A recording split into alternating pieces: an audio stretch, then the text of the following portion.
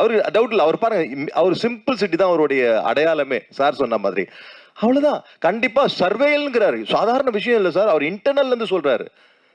எனக்கு தெரியும், இன்னைக்கும் பெசநகர்ல என் வீட்டு பக்கத்துல தான் இருக்காரு, வாடகை வீட்டுல இருக்காரு அவரு. எனக்கு தெரியும் சர்வைவல் அவ்வளவு கஷ்டம் இன்னைக்கு இருக்கிற விலைவாசி. உங்களுக்கும் கஷ்டம், எங்களுக்கும் கஷ்டம். எவ்வளவு சம்பாதிக்கிறோமோ அதுக்கேற்ற மாதிரி கஷ்டம். அதனால இன்னைக்கு சான்ஸ் கிடைச்சா பெரிய விஷயம். அந்த சான்ஸை கிடைச்சு அப்படியே போயிட்டே இருக்கும் சார். இன்னொன்னு ஒரே ஒரு வேண்டுதலா கேட்டுக்கிறேன், திறமையானவங்களை மேல கொண்டு வாங்க சார். திறமை இல்லாதவனெல்லாம் மேல கொண்டு வராதீங்க சார், தயவு செய்து சார். வேணாம் சார்.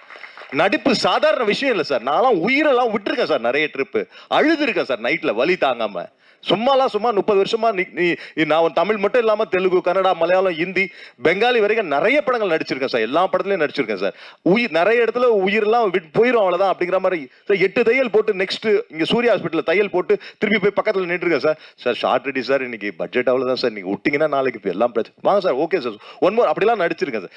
திறமையே இல்லாதவனை சும்மா உட்காந்து அவனை போயிட்டு வளர்த்துக்கிட்டு எதுக்கு சார்?